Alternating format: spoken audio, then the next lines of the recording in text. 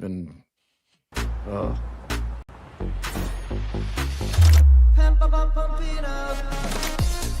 A fuel choice that even rivals can agree on? Now that's worth the hype. Pump it up with Unleaded 88. This fall, the Sandman, Adam Sandler, You're My Best Friend Tour. I feel like we're very good friends now. Casey Center, Saturday, October 4th. Get tickets now at HighVTix.com. Murph and Andy, talking sports and more, exclusively on Iowa Everywhere. Driven by Ramsey Subaru of Des Moines. From the Channel Seed Studios, here are Keith Murphy and Andy Fales. Here we are, back in our familiar spots. Good to be back home, Andy. Welcome to Murph and Andy. Well, thank you. It is good to be back home. Yeah, we are. Not just welcoming you, but anybody watching. Getting unpacked, decompressing, winding down from the week, trying to catch up on sleep and all that stuff. It was kind of there was a lot of adrenaline that we were going on all last week, and it kind of petered out on me on Saturday night. Boy, I was tired. Oh, man, me too, but it was such a rewarding week. The RVTV week and the CyHawk week, just so great, and maybe the biggest breakthrough week yet for Iowa Everywhere. Just the amount of people that came to RVTV that said they were there because they had watched Murph and Andy or, just been moved to come out there or had forgotten or didn't know where it was. And just the whole thing. Gosh, what great synergy across the board. I was so proud. Yeah, me too. All week. I mean, I was so proud. We've done this for exactly a year now, and just looking around as we kind of rolled into the scene on Saturday morning, and I looked around, and there's Chad Leistico and Scott Docterman, you and me and Hassel and Williams and Andrew and Jake Brend is there. Who am I leaving out here? There are just everywhere I turned, there was somebody who's with us, and it just kind of, it didn't dawn on me. I thought about it before, but it hit me again. I'm just like, we've got just all the components, right? I mean, we've got all these great people. They all provide a really different perspective. They're all watching this same game, but we're all watching it in different ways, Right. Andrew and Chris just with an all-time great post-game show. Sorry, Andrew. Going to get to some of that later. Yeah, we'll get to it. But I mean, just, right from the pregame shows, really all day, all week, as Hassel came in town, and they were over at Eggs and Jam, and they had a big crowd there, like an overflow crowd. It was a crowd of a bunch of people that I, for the most part, don't ever see at our live events, Murph, like our patio tour events. Totally different people. Andrew, you guys were down. You and Chris then went to Big Grove. I saw pictures of that. That had a huge crowd. That was a big crowd. We had a crowd at Buffalo Wild Wings later. You that and night. Docterman, yeah. And, starting to really tap into that Iowa City market too, which is really cool because it's Iowa Everywhere. And the thing that I really noticed is this was just so good for RVTV and WHO 13 because, Andy, I'm sure you had this same experience. The thing I really noticed was the number of especially young men who came out to RVTV because of Iowa Everywhere. They had heard about it on, our show or one of the other shows. So we skewed a little younger than we usually do. And that was really rewarding as well. Yeah, really. And, in some of these towns, I mean, there aren't a lot of young people. And yet at our events for RVTV, there were. And we didn't have a bad stop. We had great stops. No, it was just a terrific week. And it's amazing. Like Laurelville stands out the most because Laurelville has 350 people in it. 350 people, 3 bars. There were 2,000 people on the street. Oh yeah, it was great. They were in from all around, and it wasn't about us. I mean, we all heard these legends of the way that Laurelville parties. I told you my mother-in-law, the nurse at the hospital in the next town, just told me flat out, she's like, man, watch it. Laurelville can party when they have a big event like St. Patrick's Day. Look out. We put extra staff on in the emergency room. And I told that story 100 times in Laurelville, and everybody was like, yep, yeah, that sounds about right. Yeah, that sounds right. That's right. But, I mean, we just had these in Coon Rapids and Earlham, really small towns. I mean, 1,300 people or fewer. There wasn't a single small crowd. They were all big crowds. So we had,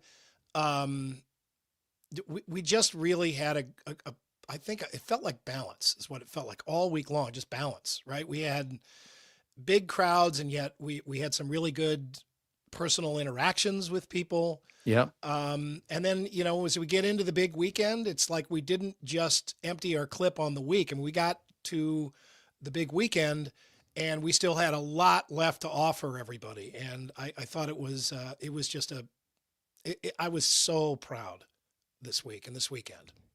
David Warrington, John Sears, and I did the story for the late news on WHO 13 Saturday.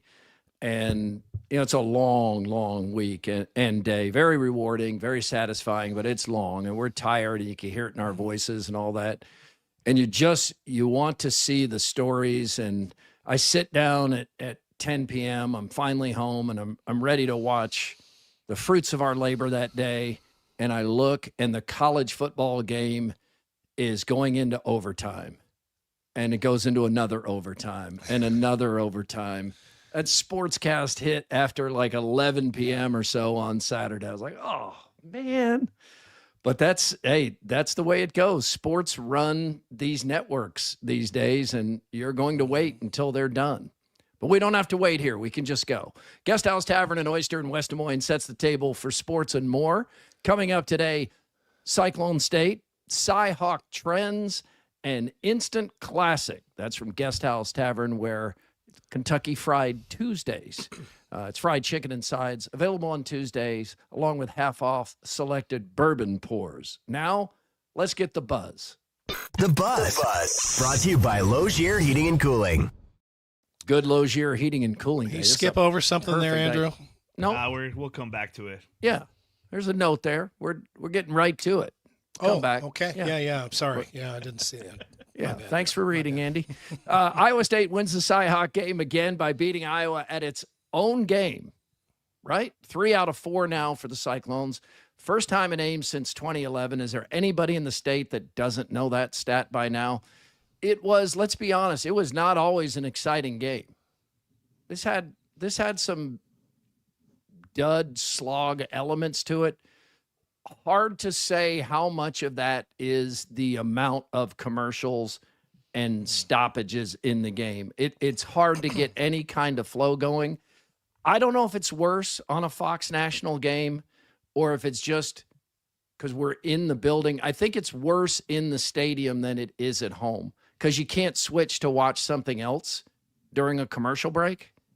That felt like as many commercials as football. And it's just not, and then you throw in the video replays and then now pointless 2-minute timeouts which are transparently just to run more commercials. It takes forever. We were talking about this in week 1, which was a longer game, and that was worse. But we were saying it's so bad watching on TV, but those poor bastards in the seats, for these games, right? I mean, and so we were in the seats basically for this game, and you're reminded,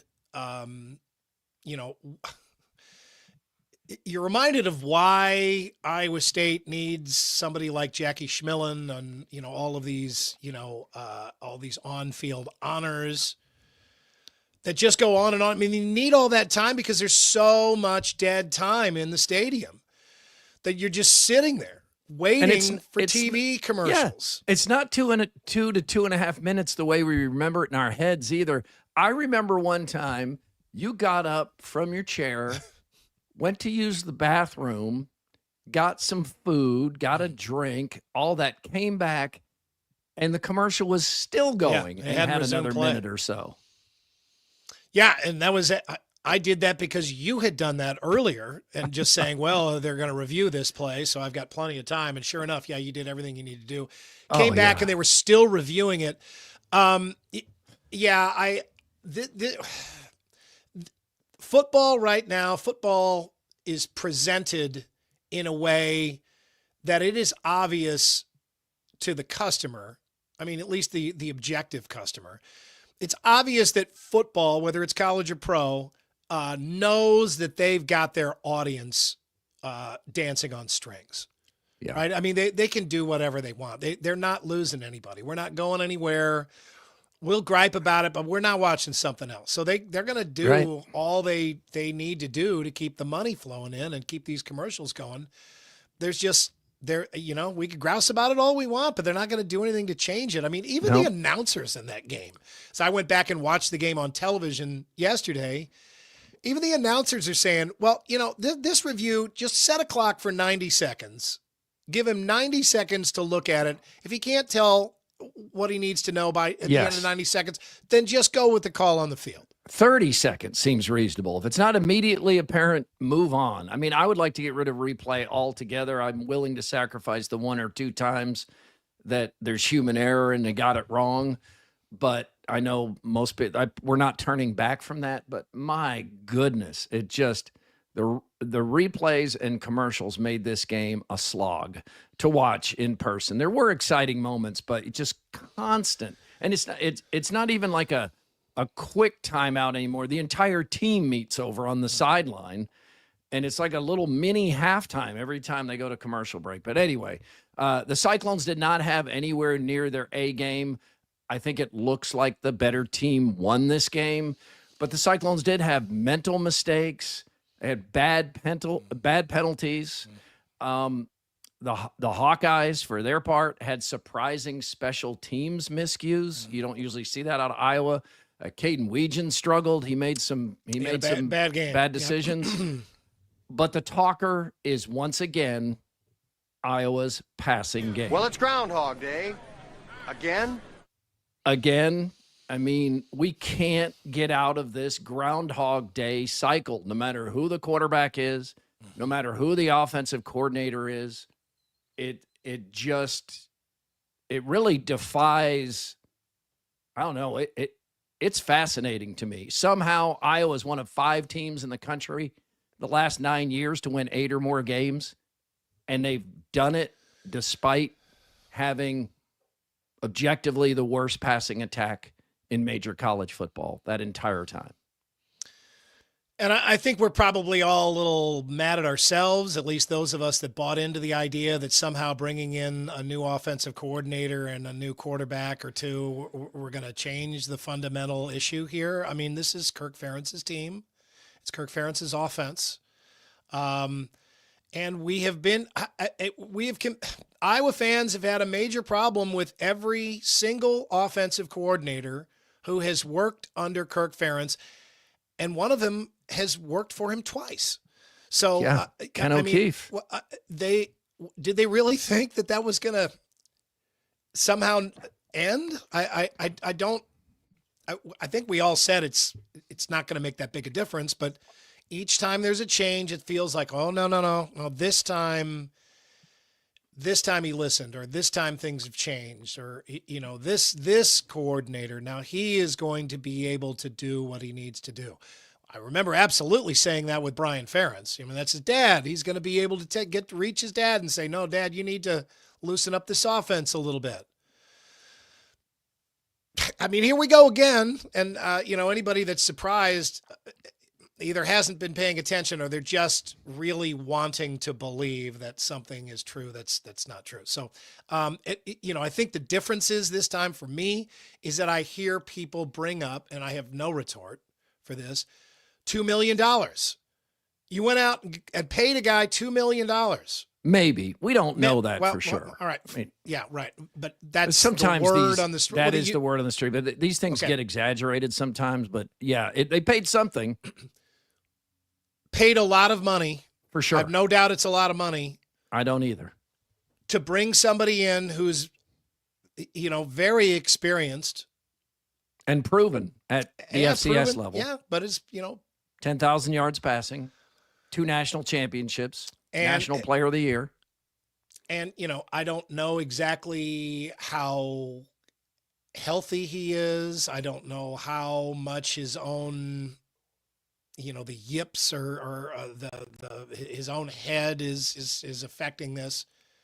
He got better. What it looked like to me on Saturday was he did not start sharp. And right there with a rough start and a hostile crowd and a really big game and a defense that really was keying on him. I mean, no doubt. I mean, nobody thought that Iowa State was going to approach that any other way. Right. Go in there and make Mark Gronowski beat you. Sure. It looked to me like Kirk Ferentz said, all right, I've seen enough. We are going to play really conservative here. I'm not going to open up the playbook here with a quarterback that looks shaky to me. And that's how they played for the rest of the game. They did. It was really conservative. And you brought something up I don't think we've talked about, maybe should. With Mark Gronowski, do you remember when they announced that they got Gronowski? Like within 24 hours or so, we hear he's having surgery. Mm-hmm. I mean, that was like right after you hear about the deal. It's like, oh, and by the way, he won't be participating in spring ball. He's having What? And Cade McNamara, same deal, surgery. So I don't remember anybody being real worried about either one of those. Well, because you believe and you see the reasons to believe this might be different this time. And maybe it still will. I don't know. He did get better as the game went on, and maybe it doesn't matter. Maybe it doesn't matter who the quarterback is. I don't know. Well, I mean, the bottom line was this was a game that was it was dueling paper cuts, right? I mean, there were not any big there were not any big plays in this game, really. I mean, Iowa State had a chance to kind of put Iowa away early and shot themselves in the foot. There was a 35-yard pass to Eskildson. There was an interception that was huge. There was a tipped pass that was caught, and there was a really long field goal. And other than that, I mean, this game was just like not converting new fans to the game of football. I mean, it really wasn't. We should have expected it. Let's get into the nostalgia rewind, and then we will circle back to some of these points even more. The teams traded field goals in the first quarter. In the second, Cyclones made the first big plays of the game. Gronowski from the shotgun looks to throw it. Has protection, fires right, intercepted! There's the pick for Jeremiah Cooper! He's inside the 20, and Iowa State takes over at the 18-yard line. Beck from the shotgun, he fires for the end zone. Leaping catch, touchdown, Benjamin Bramer! His third touchdown reception of the season. Video from WHO 13, audio from Learfield, and Iowa State has some tight ends, man. Bramer and Burkle, wow. Big guys. Yeah, big guys. And on that pick, Weegan does slip coming back to the ball. It's still ill-advised throw. At best, Weegan comes and has to play defense and try to knock it down and keep Cooper from the interception. That was a bad pass. And it's 13-3, and it feels like we might finally have a runaway, at least in recent years, and that Iowa State may pull away and win this game. But at the end of the half, Iowa puts together a drive. Gronowski in the short gun. Patterson is the tailback, and Gronowski's going to follow Patterson's block, and he's over the goal line. Touchdown! Touchdown, Iowa! Touchdown! Quarterback Gronowski. So that makes it 13-10, and it's much more interesting. That was a Gary Dolphin, voice of the Hawkeyes, by the way. So 13-10, and we feel like we're right where we usually are in this game. Yeah, and prior to that Gronowski touchdown, Iowa State, I would move the ball pretty well, but Iowa State's defense held, sacked him on a third and 8 in that situation, and it looks like they're going to hold him to a field goal, but there's two penalties on the play. They're both against Iowa State. There's a hold on one of the receivers, which is it's a hold. He's kind of pulling him as he's trying to get by the defensive back. The defensive back is pulling him. And then there's a stupid after the whistle chuck by one of the linemen on an Iowa player. He gets 15 yards, so Iowa gets the automatic first down. They move it half the distance to goal line. And, rather than 3 points, they get 7 there. So that, there's these little moments where Iowa State kind of loses its concentration and allows Iowa to kind of regain its composure and do something. And, this game was full of those on both sides. I mean, it was that close that it comes down to those little moments, but that play was one of those moments against Iowa State. The surprising part about that is usually when Iowa State makes these mistakes in the margins, that's a game the Iowa Hawkeyes used to win. They used to find a way to win. You screw up enough times, Iowa finds a way to win. Like nobody knows that more than Nebraska, right, AD? Absolutely. You can dominate the game, look like you have the better team, but you open that door and the Hawkeyes come right through it. But they didn't. Again, for the second year in a row. Yeah, going into halftime when Iowa was only down by 3 after being outplayed the entire first half, it was like, hey, this is playing into exactly Kirk Ferentz's hands. But you're right, now 2 years in a row, Iowa State has beaten Iowa at Iowa's game. That's the way to put it. So Iowa used a 9.5-minute drive, 9.5 minutes to eat up most of the third quarter before opting for a game-tying field goal on 4th and 2 from inside the 20. Here's the snap. Spot is down. Stevens' kick is good. And a tie game, third quarter. 13-13.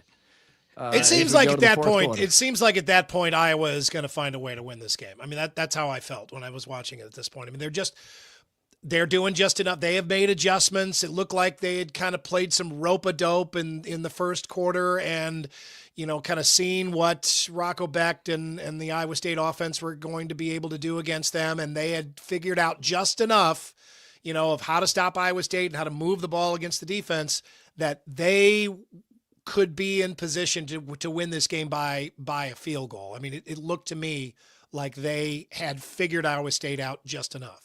I knew Kirk Ferentz wouldn't go for it on 4th and 2 I did inside too. the red zone with the opportunity to tie the game. But man, you have Mark Gronowski. He's been running well all day. That Iowa State defense had been worn down a little bit. And the biggest fear I had all week long, I talked about it on every show I was on. You can't give Rocco Becht the ball with a chance to win the game late in the fourth quarter. And by kicking that field goal and tying the game, that's exactly what they ultimately did. And again, I knew Kirk Ferentz wasn't going to go for it there, but God, I wish he would have.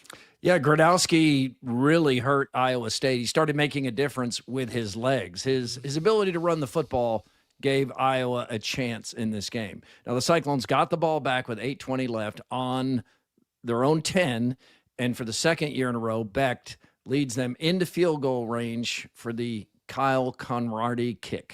He takes the snap. He looks right. He fires that way. It's deflected and caught by Burkle. Oh, my goodness. Gabe Burkle made an incredible catch at the 44-yard line. Kick on the way, a lone line drive end over end, and it is good. Kyle Conradi's hit another 54-yarder against Iowa, and the Cyclones take a 16-13 lead. Wow. Back-to-back 54-yarders. The difference in the CyHawk games by Kyle Conradi, just like you've said many times, Andy, we need to start having the pre- and post-Campbell eras. Yeah. Now maybe when it comes to kicks, which used to be kicks to the stones for Iowa State fans, now, I mean, this guy has made 54-yarders to win the Iowa State game 2 years in a row, and last week he kicked a 63-yarder on grass, outdoors. I'll never be over this. I mean, I don't think he can hit these kicks for the rest of the season. I'll still just be as impressed as I am right now. But and that drive, I mean, how many times have we seen? I mean, little things go Iowa State's way in that drive, and it's I don't think it's luck necessarily. I mean, you have guys that are. Gabe Burkle was really playing well. He was watching the ball. He was really in tune with what was going on. This pass is tipped there, and then into his hands. It's tipped twice. Yes, that is the thing I think most of us missed, that Aaron Graves tips this ball at the line of scrimmage. Like I had someone on my Facebook page a Hawkeye fan talk about that horrendous pass by Rocco Becht being saved by a tip. Well, it wasn't a horrendous pass. Aaron Graves tips it at the line of scrimmage, credit to him, and then Townsend tips it again, and then a great play by Burkle, surrounded by 3 Hawkeyes. Yeah, I mean, he's trying to hit Townsend with that pass. It's tipped, and so it doesn't get to Townsend in a condition to be caught. He tips it, and yeah, I mean, I feel like we're all saying, well, in the past, Iowa intercepts that ball. Well, maybe. I mean, it just doesn't seem like Iowa State ever had those kind of lucky breaks go their way. But I mean, first of all, they're in a very, very close game where a lucky break or a fortunate break or somebody concentrating can actually make the difference in the game. So you have to be in a really close game to begin with. But he's watching that. He's very, very tall. He's got very good hands. And during that entire possession, he also had another fantastic catch. That's so important, that's thrown behind him, and he pulls it in for a first down. So, I mean, he really played well. I mean, he might be the player of the game. I mean, really, Gabe Burkle, he came in and talked, and we all met him, and I was impressed. He was a really interesting guy to talk to.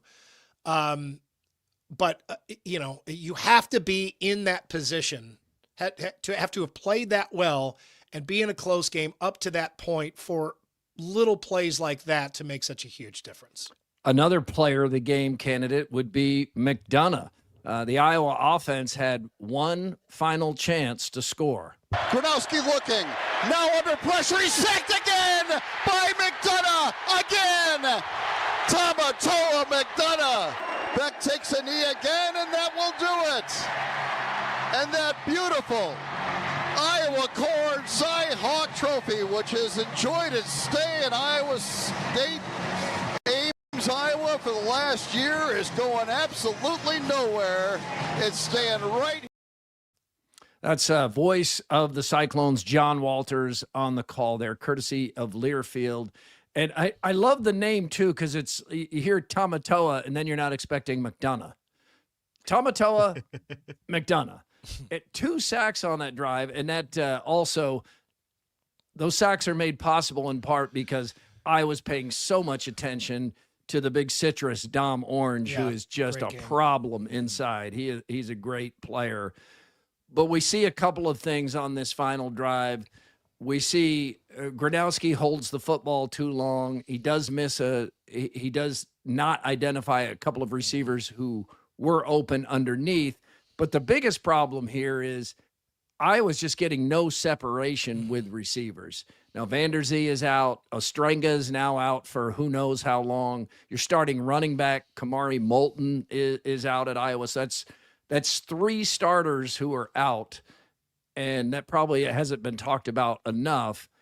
But Iowa the offensive passing game is once again a mess. I mean, it is. And you can't believe they just can't fix this no matter what is done. And I know. And the running game wasn't good enough to save them. I mean, it was okay. It wasn't a typical,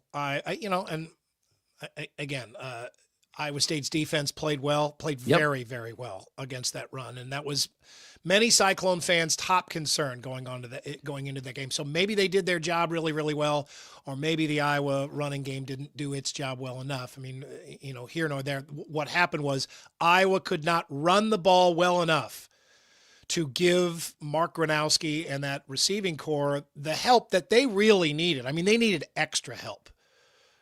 Okay, I mean, they didn't need like the normal amount of help that a passing game needs, to score points in the game of football. They needed like an extra boost. They needed a booster seat.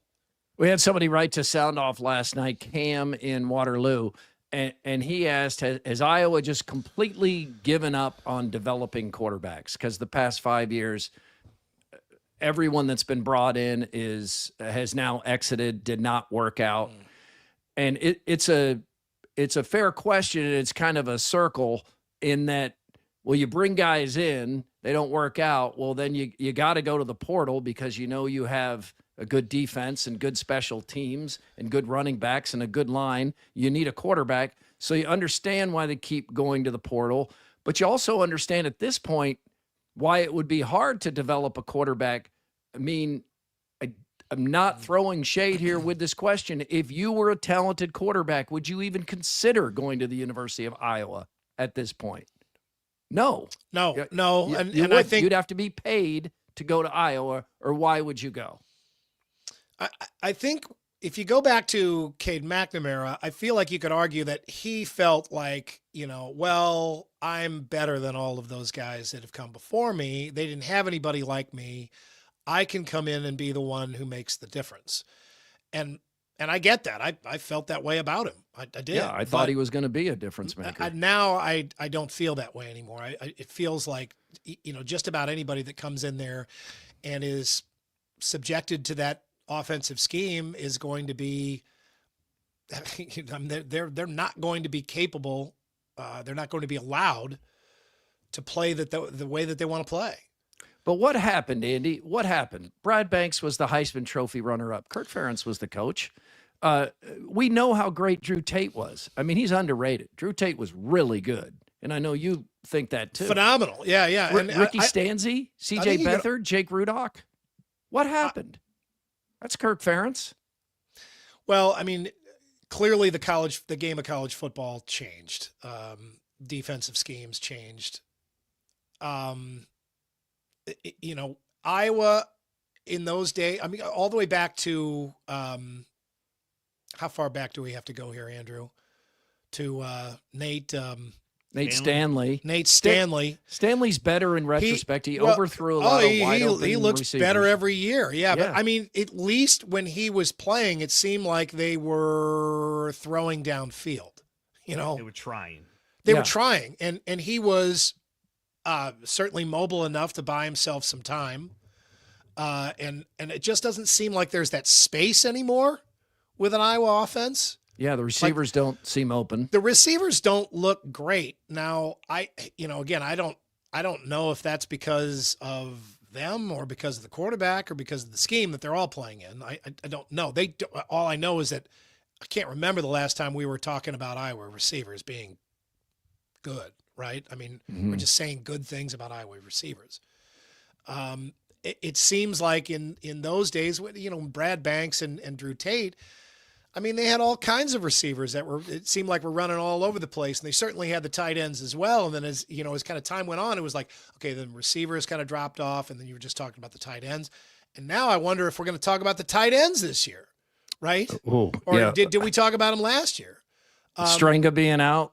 And I don't know. Does that make it? I don't know. Does that make a difference? It seemed like it didn't matter who was playing tight end at Iowa for a number of years, and it didn't matter who was playing running back, right? I mean, now they had Caleb Johnson last year, was great, legit great, but I remember all the guys that they used to have, the Fred Russells of the world. I mean, the guys that were.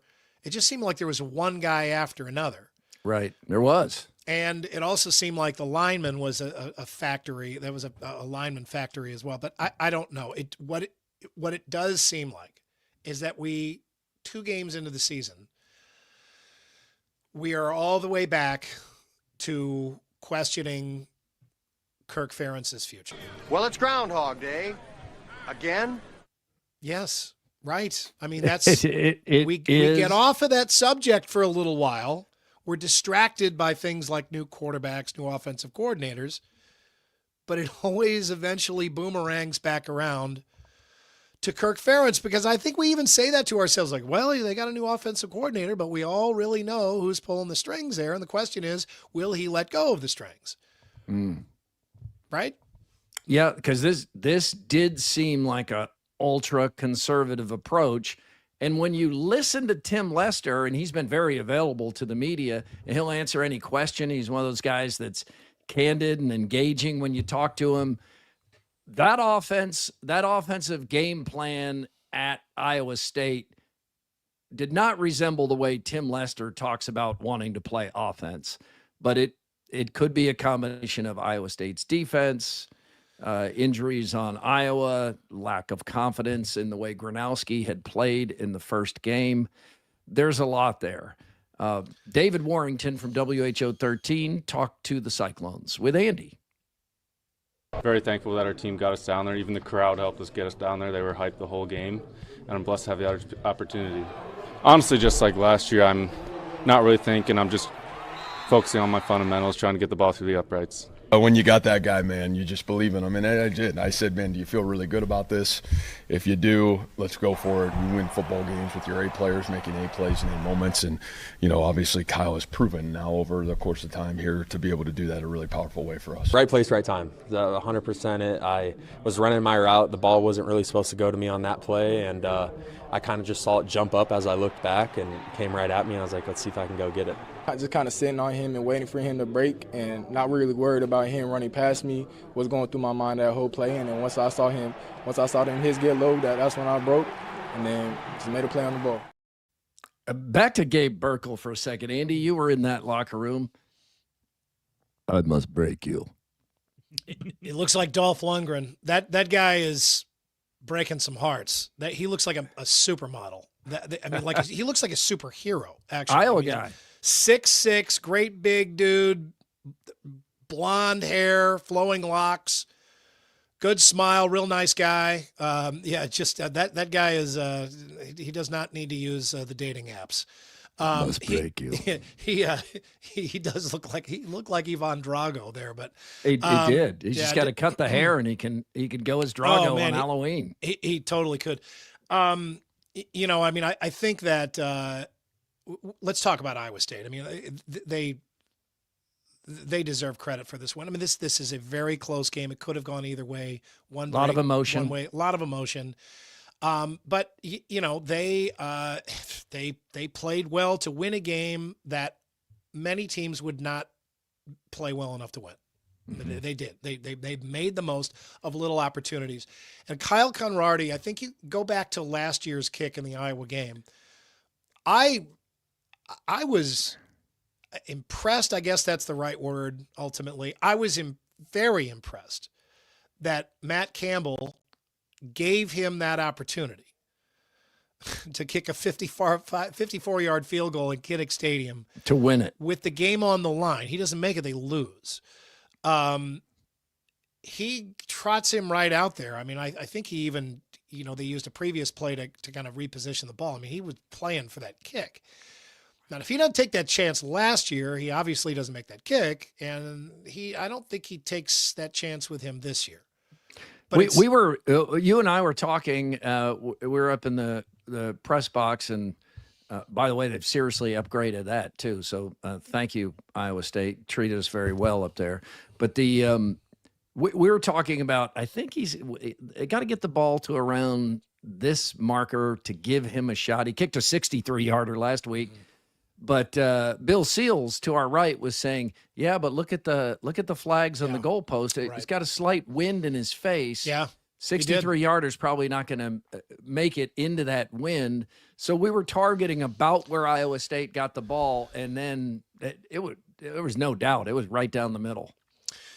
Yeah, kind of kept it low, and he talked a little bit about that in the post game, and just hit it real well, and that ball sailed through. I mean, it didn't have a whole lot extra on it. I mean, the wind took something out of it, but I mean, just the confidence to go ahead and play for that kick. Man, I mean, in the past, Iowa State teams kicked because they had no other option, right? I mean, I can remember some Paul Rhodes teams where it seemed like, okay, the offense is not doing anything. They cannot move the ball. The best you can hope for is to get a turnover that's within field goal distance and then try a field goal. Or the opposite, where the kicking team was so bad, the field goal unit was so bad that it wasn't an option for them.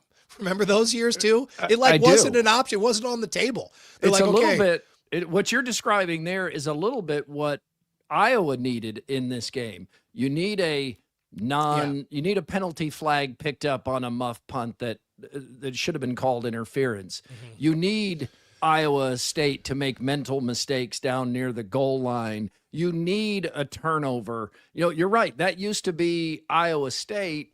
And in this game Saturday, for the most part, that was Iowa. Iowa needed some breaks to get into range to win this game. and it nearly happened. Yeah, and I don't think Iowa's ever made any apologies for playing that way. They've won a No. lot of football games that way, and they've looked very, very smart. I mean, you have a really good, stout defense, really strong special teams.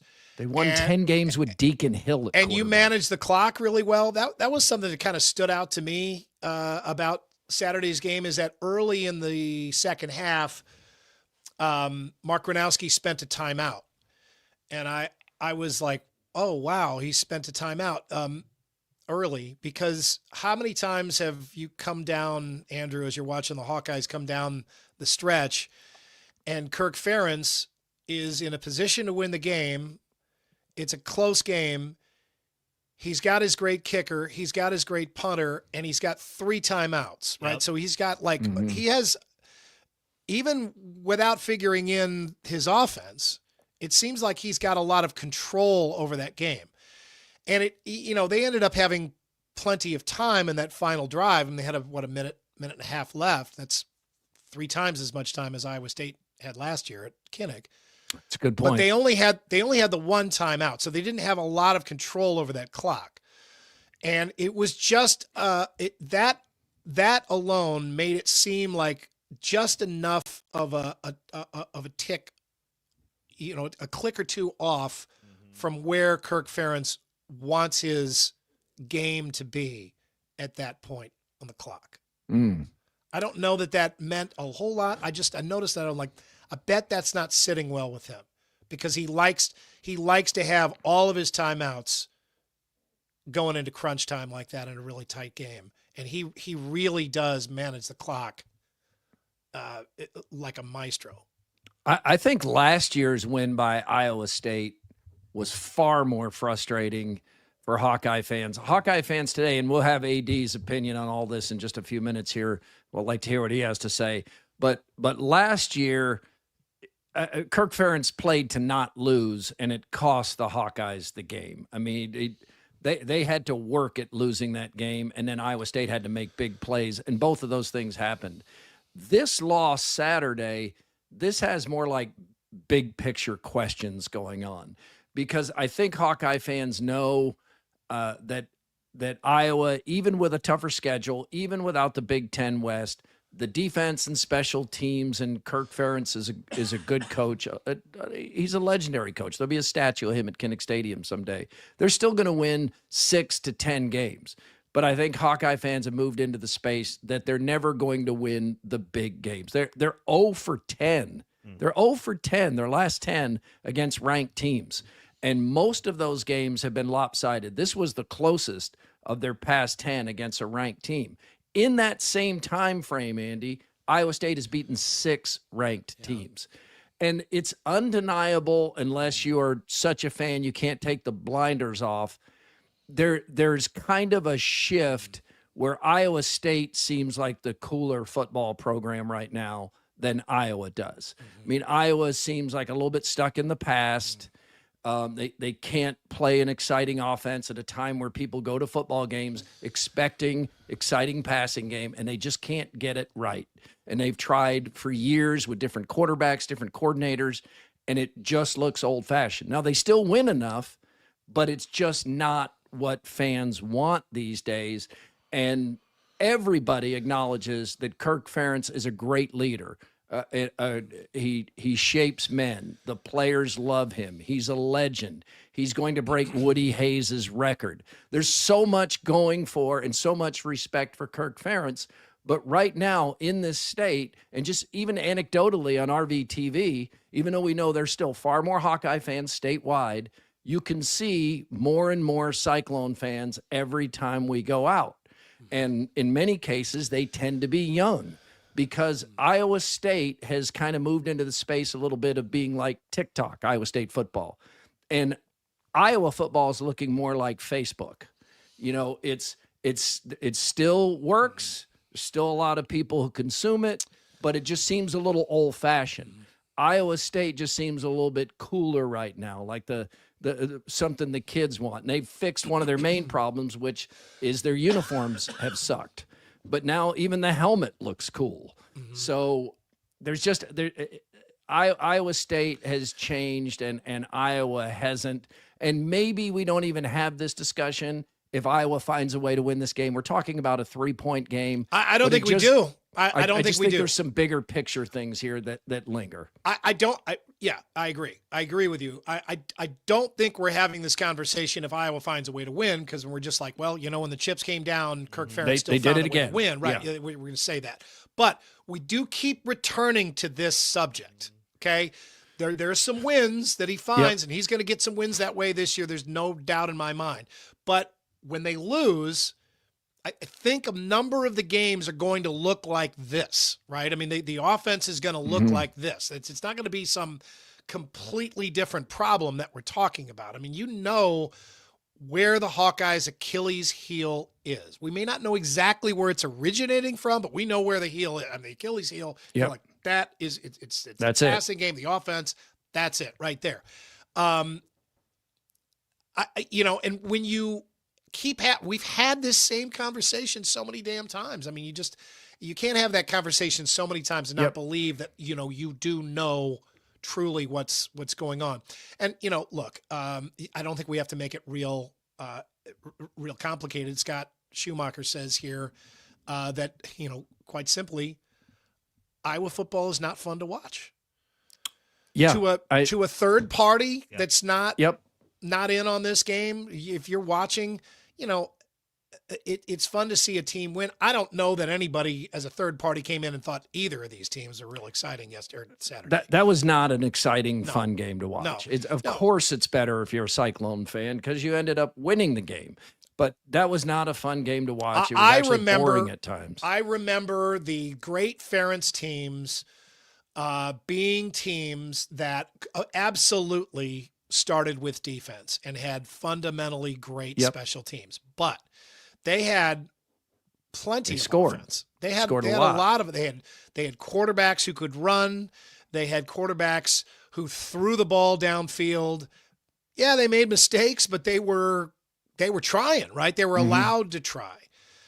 And that's the difference. I mean, I was talking about my favorite Hawkeye team is the 2003 team. And that team, I mean, Nathan Chandler was the quarterback. Right. I mean, he didn't need to be a great quarterback. He was just throwing the ball to really good players, handing the ball to good players, had a great line in front of him. And that offense was really fun. I mean, they got a big hold of Florida in the Outback Bowl when that bowl meant something. And they won. I mean, I can't imagine an Iowa team doing that now. The biggest change in this series is more due to Iowa State coming up. I mean, look, if you're a Hawkeye fan and you're watching this, let's acknowledge some things. The Iowa Hawkeyes have a far better football tradition historically. Not even close. In the CyHawk series, Iowa has dominated across the decades, has won almost 2 to Iowa State's 1. So those things are acknowledged. But the main things that used to be the condescending put down, like your Division II stadium sucks, that's changed. That stadium looked great Saturday. I mean, this photograph here by Chris Gannon with Iowa State Athletics, look at that. And those of us who were in that stadium 20 years ago, it's hard to believe this is even the same place, or that you got 60,000 people in there and another, 50,000 outside tailgating as this photo's being taken. So that's gone. Can't say that anymore. Well, when's the last time you had a first-round draft pick? Well, a couple of years ago now. Iowa State is now putting skill position players into the NFL, receivers, quarterbacks, Brock Purdy. Rocco Becht they developed Rocco Becht. He might be even better at Iowa State than Purdy was.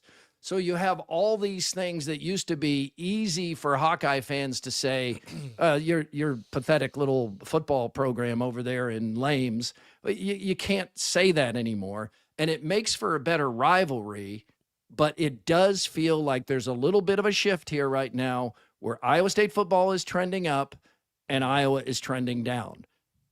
But big caveat here, Andy, over time, it's going to be hard for it to stay this way because Iowa gets all of that Big Ten media money and Iowa State gets nowhere near that in the Big 12. And we're in an era right now where you can buy players. But Yeah, Iowa State deserves credit for getting to this point. And I think that adds to the frustration for Hawkeye fans is that they know they have that kind of money and they know they have that position, that fortunate position in the Big Ten. And they're not doing enough with it. They're not doing more with it. That's frustrating to them. I mean, Iowa has great support. They have great facilities. They have a great tradition. They have a coach who now, seems like maybe the game is not passed him by, but he's not keeping up with. He used to be leading the way, and it doesn't seem like he's leading the way anymore. But I think with Iowa State, there's a lot of potential value in being the team that has to try harder. Okay.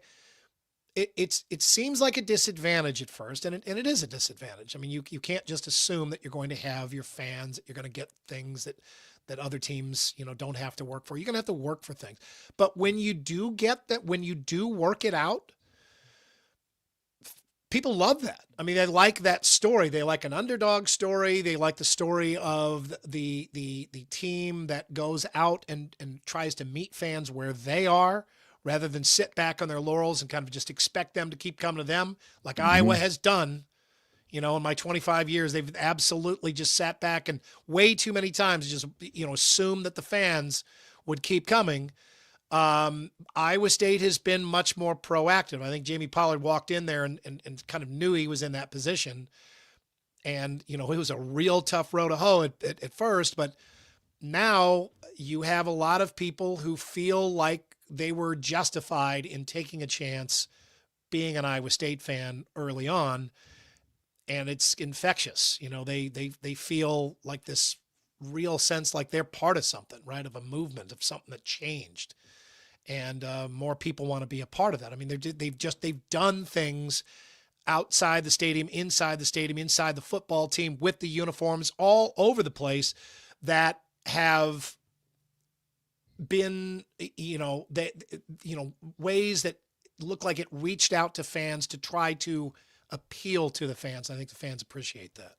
I think the Hawkeye fan who said in our comments here, Iowa football is not fun to watch, that's the biggest obstacle right now for Hawkeye football, because we're not, but the schools are asking for fans to pay more money than they ever have. More for tickets, more for seat licenses, more for parking. They want them to donate to NIL and collectives and the athletic department. You're asking for a lot. And the one thing you want besides fun tailgating is to be entertained when you go to your seat. And that hasn't happened enough. I mean, Mark Gronowski has 123 yards passing total in 2 games. That's one of the worst starts a quarterback's ever had with that many attempts. Andy, he's averaging just over 3 yards per pass attempt. Just over 3 yards. All right, here's John Sears from WHO 13 in the Hawkeye locker room Saturday. Anytime that they're able to sustain a drive that long, we can't get the offense the ball. That hurts. Every year, Iowa State, they always have a great offense. Last year, coming in this year, we know they're explosive. And they did a great job of doing what they needed to do to get the job done. And, it's just our job to stop them and get the ball back to our own. We weren't good enough to get the win, but, I'm just proud of this group. I love every single person on this defense, on this team. And there's nobody else I'd want to be on the field with besides those 10 guys out there with me. I hate to use this word again because I used it last week, but it was really disappointing in the locker room.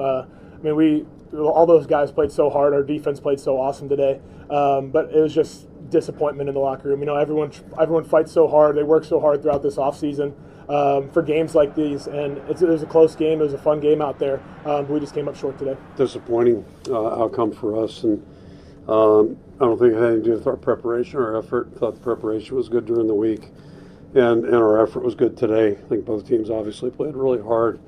In short, we didn't do enough to beat a good football team on their home field. Yeah, and by the way, just a side note here. If you have not seen Tom Rinaldi's story on Mark Gronowski and his brother Ryan, find it and watch it. It's fantastic, and it will make you root for Gronowski the rest of this year. It's terrific. It's on my Facebook page. It's a bunch of places. It is great. And that is the Nostalgia Rewind, presented by Barntown's Nostalgia THC Seltzers. Some more scatter shots here, Andy. I know we're going really long on this first segment of the buzz here, but going to go through some things. Jump in anytime you hear anything you like. All right, first of all, the stadium looked great. We showed that. Beautiful day out there. Anyone who downplays this rivalry is butthurt or disingenuous or has some agenda that fits their needs. This rivalry is fantastic, and it's real, and both sides care equally. Maybe that hasn't always been the case, but that is the case now. If you don't acknowledge that, it's because you're working some angle. Yeah, both sides do it. Yeah. Both sides have done it in Yep. different situations, right? You're trying to make it seem like if you're No, we don't care. There are Iowa State fans today that are saying that they're going back to work saying, "Oh, really, it's just not that big a game anymore. It's not a conference Iowa's just game. not that good." If this series goes away, and it might, it shows again that college football is controlled by money and is broken, because this series should not go away. This is the very thing that makes college football great. Proximity matters to passion. You can't get this from Iowa State versus UCF. You can't get this Iowa versus Rutgers. You can get this Iowa versus Iowa State. This goes away, it's just stupid, and it might. 18 of the past 21 games have hit the points under. 18 of 21, including this one. Andy, we were talking about this in the press box. How does Vegas always know this? All the computers said Iowa State's 10 points better. Yeah. A 3-point game. Just like Vegas What, said. just What, everybody's 2.5 collective opinions, or what they're going to bet on, what they're not going to bet on, the collective opinions of everybody. We put all our minds together. We kind of can figure some things out, maybe. Yeah. Conradi has 2 more years in this series. And He's an NFL kicker at this point. There's no doubt. Well, maybe, unless he comes out early. But gosh, yeah, he maybe has 2 more years in this series. He's really, really clutch. We talked about Dom Orange. Rocco Beck was never sacked. The Iowa defense did not sack Rocco Beck. That's a surprise. He's hard to sack. He is. He's very strong and he's mobile, but that says a lot about the Iowa offensive line, and also says something about the offensive scheme, is that he just wasn't put in that position a whole lot of times where he'd be in danger of being sacked. He got rid of the ball quickly. We will overreact, and we are. We always do. Everybody does it with this game, but the seasons will largely be determined and remembered by what happens after this. But it's overreaction Monday, and this is the big one. So AD, because we went so long there, I'll skip past some of what we had planned here and just go to the quickie poll, which is from WCI Pools and Spas in Ames and Urbandale, and it's about the CyHawk football game. Would you rather the CyHawk game be played at the end of the season? Yes or no? And I'm a no. I like where it is. I like having a big game early. I don't like the way the SEC gets out of conference play late in the once you get into the conference play, I think you should stay there. And I like having this big game in September. It feels huge. I hate when my team loses, but that's part of it. I would not change anything about this rivalry. I agree. I know it's more common to have these rivalries at the end of the season. That's usually dictated by being in the same conference together. And I have gone to this game and had RVTV in this game when it was played Thanksgiving week after 9/11, and it just fell out of place after the conference schedule. So I agree. I like it where it is. I won't add a whole lot to that. I'm absolutely in favor of keeping it where it is. All right, Andy, let's have some observations. Well, I got some observations. Yeah, they're different than yours. Why were we both on RVTV for a week, and you look like you've been at Club Med with this ultra tan? You do look and good. I'm over here like a floating pale head that looked like I died 3 days ago. I was outside a lot, like all week, and it was beautiful weather. I mean, I don't know, probably because you took care of your skin and I didn't.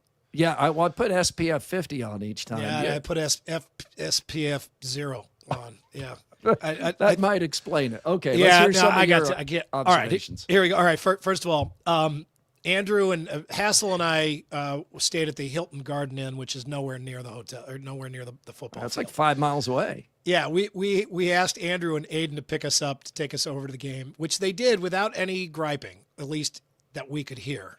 They griped. I'm sure they griped. Didn't hear it. They had to come pick us up, and sure enough, it took an hour and 15 minutes to get from the Hilton Garden Inn in Ames to the parking spot, to the media parking spot, which is across the street from Jack Trice Stadium. I had an Uber driver that knew a back way, and thank goodness for that. It didn't take too long. Aiden knew every other back way around there, but he went the bad way. We did the first 4 miles of that trip in about 10 minutes, and the last 1 mile, we were just sitting there. But, How many people do you think were at it? 60,000 at the game, 62, whatever it was.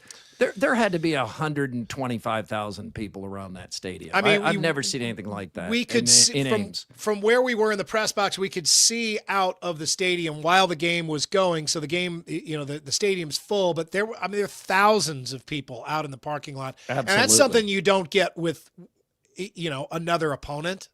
You don't get that. No. That's why this game needs to stay. Only the Iowa game do you get all those people outside there. In the morning, Andrew can attest here, 51 degrees and girls in crop tops in the shortest shorts in existence.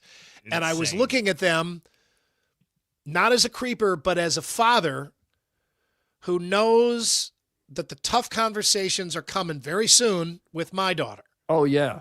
Yeah. I mean, you're just like, how...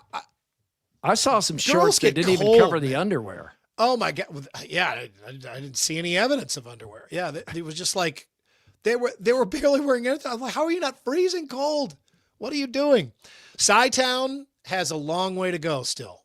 The sign out front says 2027. That's a long way. I mean, I understand it's a methodical piece by piece thing that the funding has to be there. I understand what Jamie Pollard is doing here, but I mean, that's been under construction now, definitely since the last CyHawk game. That was under construction then too. That's going slow. Yeah. The goal is to have that done when Rick Coleman retires. Yeah. It's good to see Rick. The North video board, which you can see in Chris's picture that we were showing a little while, that looks really so good now that they can go full widescreen. Yeah, it's a big upgrade. And, that was. Like when the band plays, they just put the band all the way across the video board, and then at times they can still squeeze it in and have ads up there. We know you have to have ads, you have to pay bills, but that looks great. It does. It does. It makes it look like a bigger time stadium. The new speakers that they put in, they're a couple of years old now, but they're great. And they shake the press box. They shake the press. They turn the press box. The press box sounds like a tambourine. It does. But the main sound of the press box that we were concerned with was there was somebody blowing their nose. Yeah. Constantly. But it was like that trumpet sound.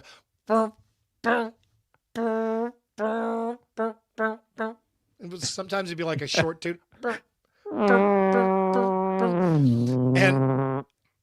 And I was with the only two guys in the world that would be more bothered by that than me, Murph and Hassel. And like every single time, the guy was blowing his brains into the tissue.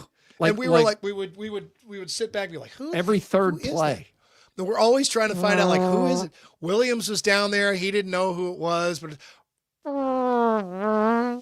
And Hassel was trying to make it sound like he was leaving early for Sweet Caroline's because he wanted to beat traffic. There was no traffic. He wanted to get away from the nose blowing. Yeah, I know that guy. It sounded like he was playing a third chair trumpet in the New York Philharmonic or something. He was just blowing his brains out. All right, those are my observations.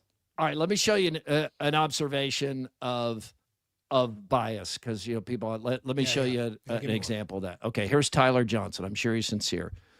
So many opportunities to discuss the positive of Iowa State performance are turned into the lack of performance. Plus, Keith suggesting Iowa State is privileged to have less. You've been listening to the show for an hour, and that's what you got out of it? Come on, Tyler. Come on, man. I'm the one that sort of made that point, but that's not what I said. I know. People hear what they want to hear because this reminds me again, and not to pick on Tyler here, because people people's nerves are on edge about this rivalry. It's part of what makes a rivalry great, but like after the game, I mean, Hawkeye fans there were many of them, not all of them, but some of them were just so pissed and raw, and Cyclone fans are feeling it and they're feeling good. Like somebody immediately sent me a X post that was like, hey, well, there you go, Des Moines media. You got what you wanted. Cyclones won. I'm sure you're all celebrating up in the press box.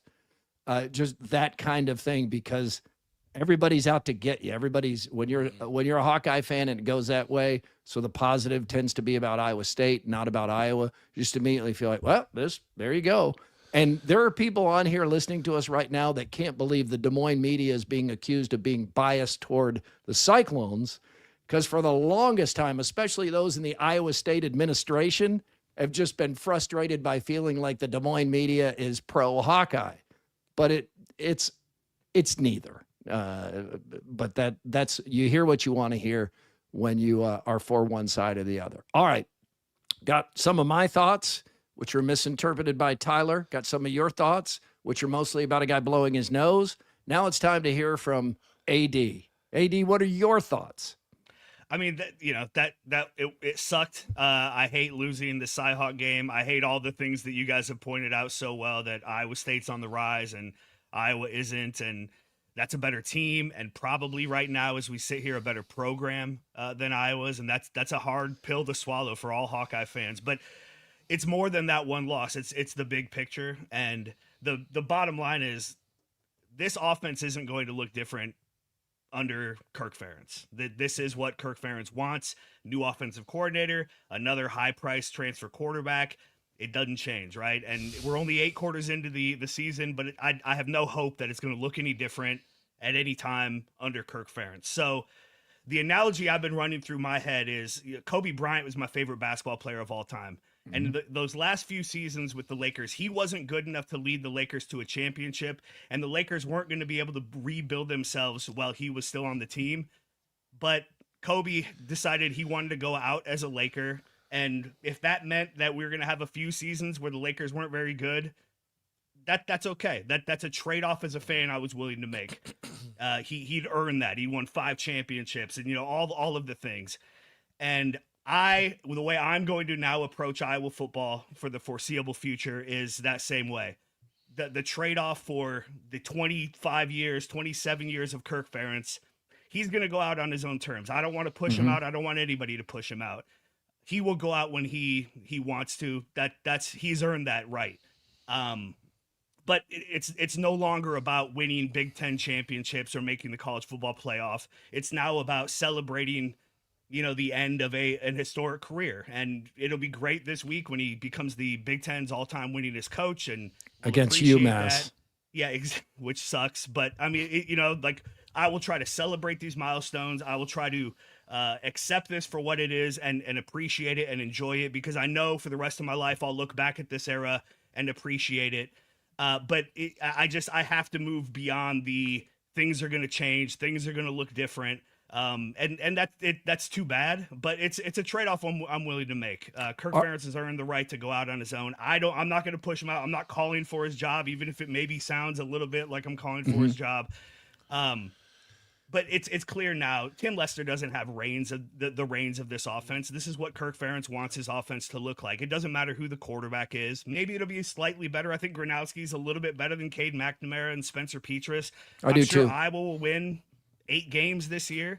All of them will look the way that Saturday looked, and that's just not very fun, but it is what it is. And so this is like what's been running through my mind over the last 48 hours is, okay, it's time to kind of move into the legacy era of Kirk Ferentz and understand you're not competing for the top things in the sport right now, and you're not going to while he's the head coach.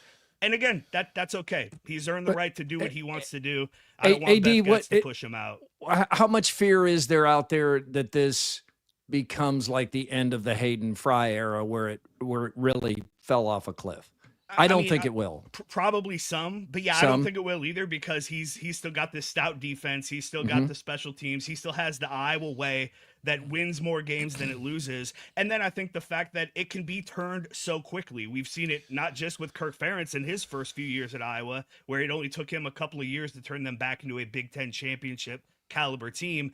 But with all the money now, with transfers, with NIL, with the way the Big Ten is set up, Iowa, their next coach could take them to the college football playoff very quickly. I think it's more likely whoever the next coach is takes a step down and we go into a terrible cycle of having a new coach every few years and trying to find the right fit. But I do think there's some fear of that, of letting it go too long. But I don't think Kirk Ferentz is going to let it get terrible. I don't think he's going to let it bottom out. He doesn't want that. No. And so again, that's just kind of where I am big picture wise. It's like, hey, I'm going to appreciate this for what it is. Now on Saturdays, I'm still going to get pissed, right? I can't turn off the emotional part of me as much as I wish I could, as unfortunate as that is, as a 42-year-old man, that I'm going to let this dictate how I feel. I'll still be on Instant Iowa with my head in my hands and swearing, but that was fun to watch. I mean, just to see that raw emotion on display. That was so funny. And that was the first show Hass and I had done in person, which I realized right before we went on air. I was like, have we ever done this together before? I'm told that was the most viewed show that we've ever had with Iowa Everywhere. That's what I've heard as well. Yeah, we had a lot of viewers. It was, and Chris just hopes that God, they did it again. God damn it! He's all upset. And then they start. He's like grabbing me, like right at the point where you absolutely look like you are sitting on a pine cone. They start playing "Sweet Caroline" in the background, and you're like, "Oh, I'm in hell." Yeah, AD, do you have that handy to play? All right, let's see. Here's Instant Iowa, the start of Instant Iowa after Iowa State beats Iowa.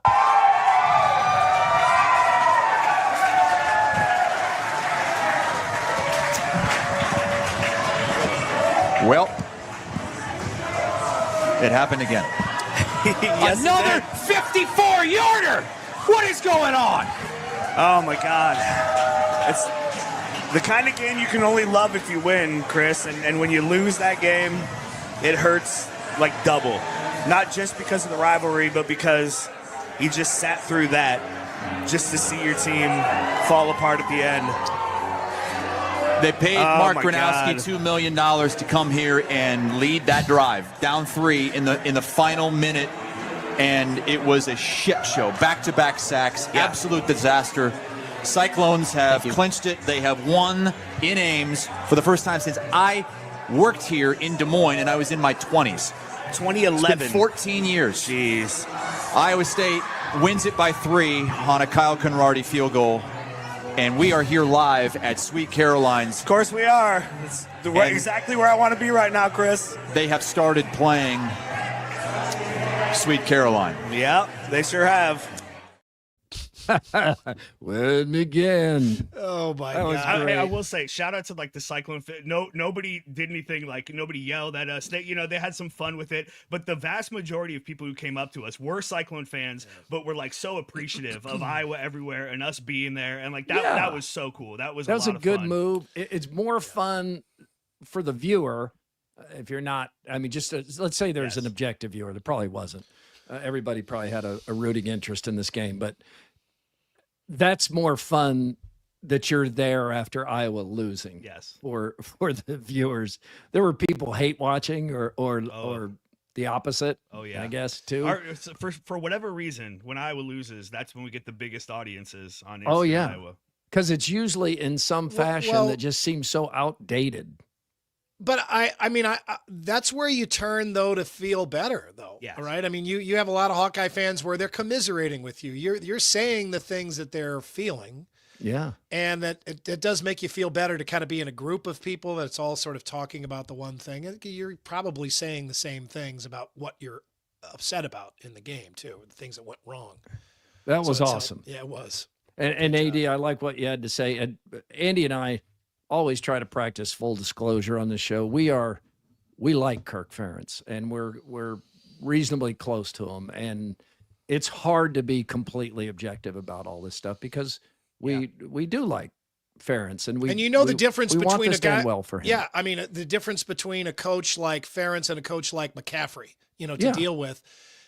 Kirk Ferentz is, I mean, he's been here forever. He is not at all. He's still a wonderful guy to work with. I truly respect him. Guy cranks out NFL talent. Guys are going to stop playing for him. They know what he can do for them. What Phil Parker can do for them. What the offensive line coach, whomever that may be, can do for those players. But I mean, it's hard because you know that this is not the prime of the program, and you're not moving toward the prime, you're moving away from. And this was like the opportunity. You could kind of rationalize and justify a lot of the failures leading up to this year, but second year under Tim Lester, and everybody said he has full reins. Another high-priced transfer quarterback, and not a guy who was a system quarterback at Michigan, right? A guy who went out and won national championships at the FCS level. You know he can play. And you put a revamped wide receiver room, all of this stuff, and the team looks the offense, the passing offense looks the exact same. Well, Kirk Ferentz will become the Big Ten's all-time wins leader this Saturday. He will pass Woody Hayes. But my goodness, how much comes out of it that it's against one of the worst teams in the country in a stadium that will not have buzz. UMass just lost to Bryant. And now you have to have that after all this passion. You have to play UMass, and then Iowa State goes to play a bad team, Arkansas State. I know Matt Campbell's going to make Arkansas State sound Tough like game, Ohio Murph. State tomorrow. They're favored by 21. I mean, Iowa State would have to completely look past Arkansas State for this to even be a competitive game. That is another hard thing as an Iowa fan, is like you just saw that, and now no matter how good it looks against UMass, and really no matter how good it looks against Rutgers the following Friday night, you don't have until the Indiana game to really have a chance to feel good about the program again. You just got to kind of sit and sit with this for the next 3 weeks, and that's not a great place to be. So I know Docterman and Leistico both have Iowa at 10-2. So will the one other loss come against Penn State, Oregon, USC, Indiana, Nebraska? Where's that other one loss coming from? It's a great question. It's a tough one. At least one of them have them losing this game though to Iowa State. Ooh, I don't know. I don't know. That would, with that schedule, that would be a bold pick there. We'll have Iowa beating Oregon, and do you see Oregon this weekend? Yeah, I mean, but hey, the Kobe Bryant analogy goes a little further, right? His final game, he scored 60 points. Yeah, there you go. And like that, the memory of that for me as a fan far outweighs any of the memories of those like final 3 or 4 seasons. So hey, maybe Kirk Ferentz has one more of those big time upsets in him. He's a legend. All right. Now, Andy, we circle back around after we got this huge buzz out of the way to high or low since our last show. Presented by Wealth Charter Retirement Planning and Tax. Wealth Charter Retirement Planning and Tax is the place to turn with all your questions about your retirement portfolio, about your tax situation, about getting yourself set up for the future. Tim Hawkins and Company can be found at wealthcharterretirement.com. I'm going to go. We've barely touched on this, but just the difference in great weather for this game is it can't be understated or overstated. It makes it so much better. It was not hot at all. It was cool in the morning, but so pleasant to just be in the stadium. It didn't really matter if you were in the sun or not. It was just perfect, in my mind, perfect football weather. People lit a light jacket, whatever. They were always comfortable. And then for the tailgate lot afterwards, and there were so many Cyclone fans that just hung out for hours afterwards, it was like it set into the perfect evening, this beautiful sunset. It was just perfect. And we know how rough it can be when you have bad weather on this game. It almost seems like a chore that you've got to go out there and do this one. But this was a pleasure because the weather was so good. I'm going high and low, both from Sunday night. The high was the Bills' comeback. Wow. I couldn't watch all of it working at the time. Mm-hmm. But first team in NFL history down 15 with under 4 minutes to play to win it in regulation. Incredible. I mean, Josh Allen in the fourth quarter was as good as any quarterback's ever been in the fourth quarter. I don't know what else he could have done. He was great. I was happy for our friend Scott Sipker. I know how much this meant to him because he was so down when they were down by 15. And it's a scoregami. It's the first ever 41-40 final in NFL history. So that was the high. Yeah. The low was that I got home at 12:45 a.m. after, 8 long days of work. Sound off started at 11:35. And I was reminded on RVTV the whole week, just the amount of people, the number of people who came up and said how much they like Sound Off, but that they couldn't watch it live because it doesn't start till 10:35. And then I'm thinking of, it's really late. Oh my gosh. And now we have this. It's 11:30, sometimes 11:45. It can even get as late as midnight. So yeah, the day after the CyHawk game where people are dying to talk about this. Everybody's got an opinion they want to share. Yeah. I mean, we fortunately have many more avenues to do that now. By the time we finally get to Sound Off, it's almost like everybody's already had their say. But gosh, can you imagine just like back in the day when Sound Off was the only one, making them wait until 11:30 the day after the CyHawk game to talk about it? Oh, yeah. man. And during the NFL season for many, many years, we just did an abbreviated newscast because we're coming out of Sunday Night Football, and we knew people wanted to get to Sound Off. So you'd have a few minutes of news, a few minutes of weather, and then boom, we wouldn't even do a sportscast. But that's not the way it is anymore. Interact on YouTube. You have been. On X, it's Murph_Andy. The email is Murph_Andy at iowaeverywhere.com, and it's all powered by the Cellular Advantage. Another thank you to Doug Eklund for giving us that power cell card. Also sponsored RVTV this week. Interesting, like Andy, is so many. We have like somebody like Plaza RV, big Iowa Everywhere sponsor, big WHO 13 sponsor. Same with Cellular Advantage. Really appreciate that. Few more hot top. Are you working today? Mm-hmm. Oh, you want me to speed this up? I thought we had a nice leisurely time here because I'm off. You think I just wear a shirt like this on my day off?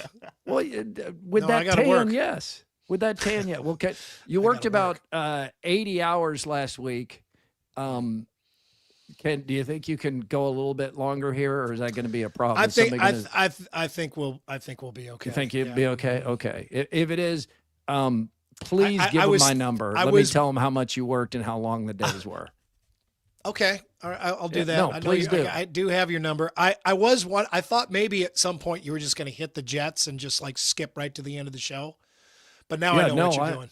Okay. I was just taking my time. I know this is a big one, but now I should have noticed the shirt. Yeah. All right. Some more hot topics. ESPN's power index is peak stupidity. And this computer must be. This is just a punchline. This is all this is. It's is such a a joke. It doesn't serve any other purpose. Yeah, look at the top 25. This is new and updated. Texas remains ahead of Ohio State. Mm-hmm. Ohio State beat Texas. Mm-hmm. Here's the most egregious one. Alabama is number 4. Alabama lost to FSU. It wasn't close. FSU is undefeated and 27th. Again, Alabama beat LSU by 2 touchdowns, and Alabama is 4th. Iowa State beats Iowa and drops 9 spots to 33. Iowa falls to 43 with the 3-point loss on the road against the number now 14 team in the country. Nebraska somehow goes up 20 spots to number 12. Illinois has fallen, right? Yeah, and they haven't lost. What does all this show? Well, more than anything, it does show that the SEC and Big Ten bias of the polls impacts the computer. Florida, nice and strong in there, still in the top 25 after losing to South Florida on their home field. Oh my God, it's just so stupid. Andy wanted to show you this LSU freshman band member. Now, this is inspiring and it's cool. He's 66 years old, Kent Broussard.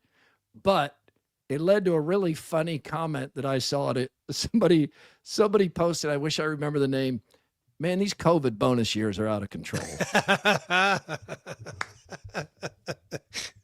That is good. A couple of NFL notes. Brock Purdy to George Kittle. That was cool to see that CyHawk connection on CyHawk week, but then Kittle had to leave the game with a hamstring. 49ers did win at Seattle, and Purdy had the touchdown pass to win it. Aaron Rodgers looked great. 22 of 30, 244, 4 touchdowns. The Steelers beat the Jets, and Rodgers said he loved beating every single member of the Jets organization. No bitterness there. No. And I learned on the broadcast, that not that broadcast, but a different game, Sam Darnold's grandfather is named Dick Hammer. That's a strong name. The Dick Hammer. Dick Hammer. The phone book called him Hammer Dick. No. Oh, all right. Okay. Confluence, the official beer of Murph and Andy. Confluence proudly serving the New Light Lager Old Tavern. Saw a lot of Old Tavern this week. We had a lot of Confluence along with us. Gave a lot of that out. We used a Confluence tent all week. Thanks to those guys, we just kind of kept it. I think we did give it back, but we were thinking about keeping it. Andy Cheesehead Edits asks, you're going into work and spreading that Legionnaire's disease around? Yeah, I picked up a little something along the way. I'll be okay. You did. I hope it's not COVID. That's seems to be going around again. It is. Mm-hmm. Let's get some more here on a Monday. But wait, there's more from Either Or Eatery and Patio. Big week over at Either Or. They're holding their second anniversary party. It's a carnival. It's coming up this weekend. It's a 3-day party on their great patio. Looks like it's going to be nice and hot. Feel like summer again on the patio. Temps in the 90s on Friday and Saturday. But they've got stuff for adults and kids alike. Food and drink specials, both inside and outside. You can find details on their social media feeds, all the stuff they have there. Looks like a great place for a family dinner. This weekend. Full moon last night. Beautiful. See that? We got some really good shots of that during the Football Friday primetime. Oh, my gosh. The drone shots during Football Friday primetime at that North Pole complex. And good job from them. They turn the lights on at all 3 fields. And North Polk is just out in the middle of those fields. You come up on this beautiful sports complex in high school, and that looked really cool. Yeah, it really did. This is called the Harvest Moon. Makes perfect sense. It's also called the Corn Moon. For the corn that's getting harvested. Also sometimes called the Coon Moon. After those little bastards that are out running around there causing mischief at night. Little bastards? Little raccoons. At the Varsity Theater this week, debuting the documentary Jackpot, America's Biggest Lotto Scam. It is about Eddie Tipton.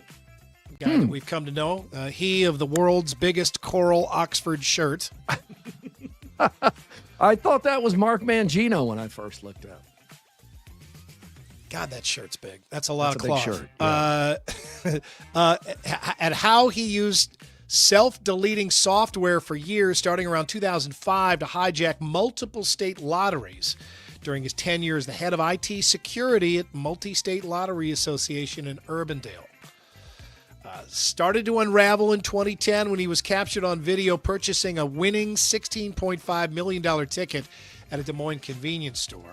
We covered all this ad nauseum on the news, but apparently this is a pretty good documentary. It's been out on Netflix or on YouTube for a while. It's gotten almost 750,000 views. So, Andy, is this in the main Varsity Theater or the smaller one for like the documentaries? Do you know? Yes.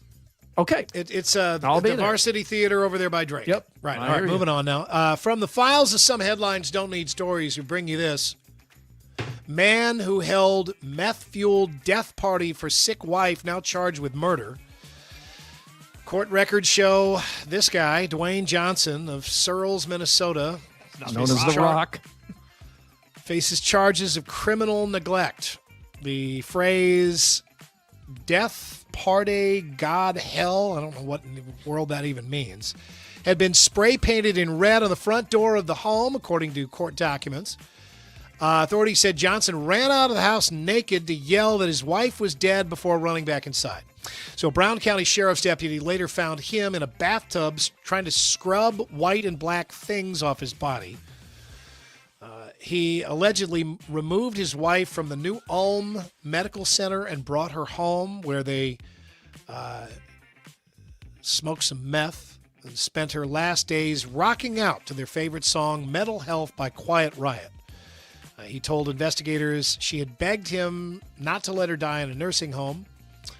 Deborah Johnson, who reportedly suffered from mental illness, diabetes, and high blood pressure, had stopped taking her antipsychotic medication. The documents allege Johnson had sex with his wife roughly 2 hours before death and washed her body, wrapped it in linen like the Bible told him to do. Authorities said Johnson also had a cache of 47 guns and hundreds of rounds of ammunition in the home. Jeez, that is quite a night. They ain't going to forget about this guy for a while. And no, or the mugshot. Isn't it always worth a little something extra when the mugshot sort of goes along with the story? It does. Be right back. AD, fill in for me for a second. All right. A quick shout out to Sir Michael Philip Jagger, a.k.a. Mick Jagger. Andrew, he turned 82 this summer. We missed his birthday. There he is with his current squeeze. He's been married only once, but he's got 8 kids with 5 different women, 7 grandchildren, 3 great-grandchildren that he knows about. Mick Jagger has gotten around a lot. I don't think there's any revelation there.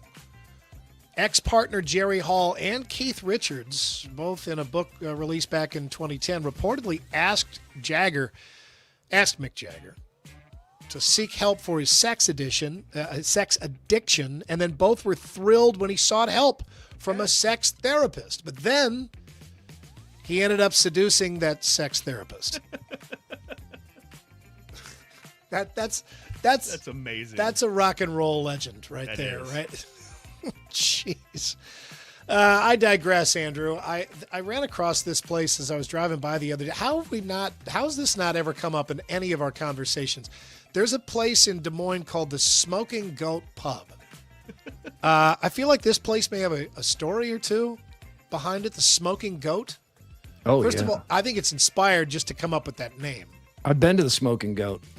While it was the Smoking Goat? Mm-hmm. Yeah, because that used to be like the Whisk Pub, I think. Yeah. It's been a few different things. It was I think a pizza place when I was growing up. We used to go there all the time. Yeah, Palliai's Pizza. Yeah. Right? Yeah. The last time we went to the Smoking Goat, we went in there and we sat down. You know how this happens occasionally. We went in, we sat down, we kept looking around, thinking, is anybody gonna wait us or help us, or even like give us a signal that be there soon? Come up to the bar or something. Yeah, and we eventually just left because no one waited on us. Out smoking, I guess, in the back with the goats. Yeah. Apparently. A recent survey from Date Psychology says a group of women asked a group of women to rate the hobbies of men based on their attractiveness. In all, 74 hobbies were scoured through and rated from charming, fun, and desirable to downright ick. These 16 hobbies were found to be, by the survey, the biggest deal breakers. Oh, was that what you were doing? Going to get a beer? Just rub it in even more? Jeez. God. Oh, my God. My God. Old Tavern.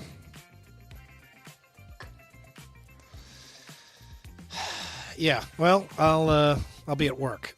Okay. So Spreading Legionnaire's disease. The least attractive hobbies that men can have. Number 1, comic books. If you're really into comic books and you're a grown man like these guys. Like Mr. Movie? Is he really into comic books? He likes is, comic book yeah. movies. He's really into comic book. Well, he's married. Comic already, books so it's and good. comic book movies. Oh, well, good. I think hopefully Sue met him before he was into that stuff. Maybe not. Maybe she liked it. Well, she's a librarian. Yeah, that makes sense. Yeah. All right, number 2, cosplay. Oh, boy. Bad news for Dylan Raiola. The men that run around in these superhero outfits. Number 3, debating online. If that's somebody's hobby, if they list that as a hobby, That's a major turn on. They're ready to argue all the time. Or just like go online, argue with people they don't know at all. Number 4, drinking. Again, red flag if the guy lists drinking as one of his hobbies. I don't think you need to go further than that. Right. Number 5, magic. Listed as on his Tinder pro. Is Tinder one of the? Is that a dating app for straight people?